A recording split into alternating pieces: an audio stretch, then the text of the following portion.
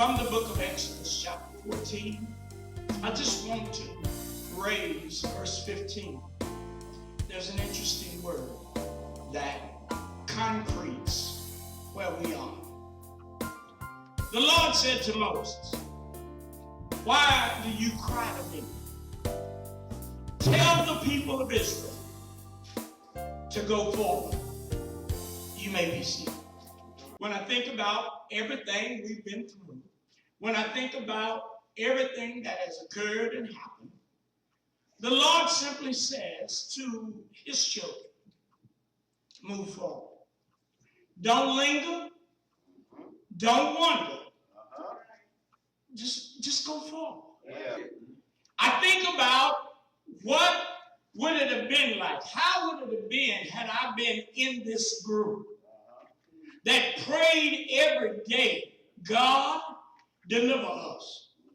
God, bring us out of this Pharaohism, this government that is beating us, treating us cruelly. God, deliver us out of this. Yeah.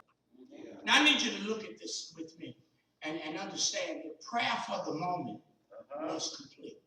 They had prayed. They had even prayed, God, did you bring us out here to kill us, to let us die? God, do you mean to tell me that we were not better off back in Egypt? They praying now. But look at God's response. I've heard you cry. I've heard you attempting to pray. Now get up and move forward. Get up from where you are with what you had and move forward. All right. Get up from woulda, coulda, shoulda. Get up from the mess you've been thinking about and move. What a word for the church today. You see, we need to understand that God's plan for Moses had already unfolded. God's plan for the church is already unfolded. Can't you hear the Lord Jesus saying that the gates of hell shall not prevail? That's it. Here we are worrying about how God's going to do that, how God's going to do that, what God is doing. When he simply says, move. Move. Move forward. You see,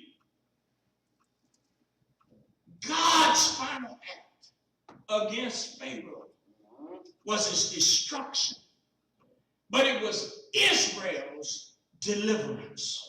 Yeah. I tell you all the time, just because you see something on TV, just because you read something on the internet, doesn't mean that's for you. You are a child of God. Listen, God has an umbrella for you. God has a method for you. And we need to understand that what's going on in the world, we're protected by the wings of God. We're protected by the hand of God. We're protected by the power. Is anybody going to help me this morning? I need you to hear me when I tell you what's for the world is not for you. Yes, sir. All you got to do is have a obedient mind toward the Spirit of God. Yeah. God says move. Just move. Get from where you are. Move.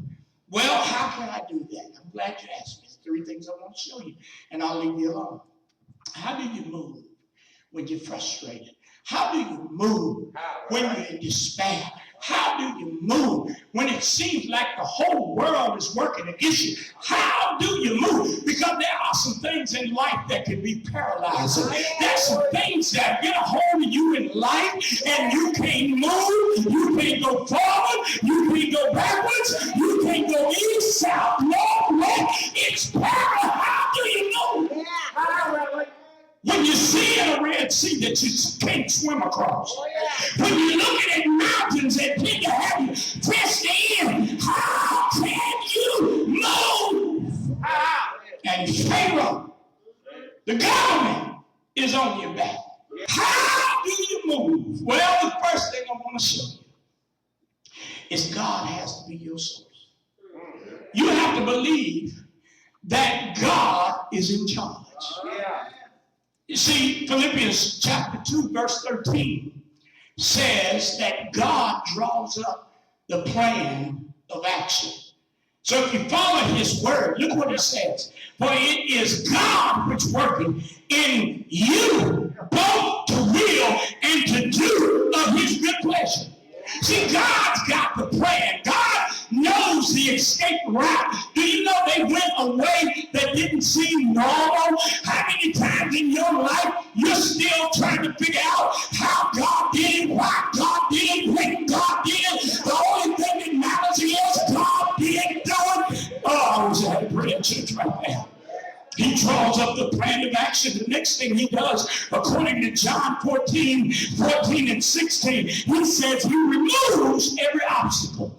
Whatever's hindering you, whatever's stopping you from moving. Look at what the text says. On that day, the Lord magnified Joshua in the sight of all Israel, and they feared him as they feared Moses all the days of his life. And the Lord spoke unto Joshua, saying, command the priests that bear the ark of the testimony, when they come up out of the Jordan. Are you willing to bow down even when you can't see?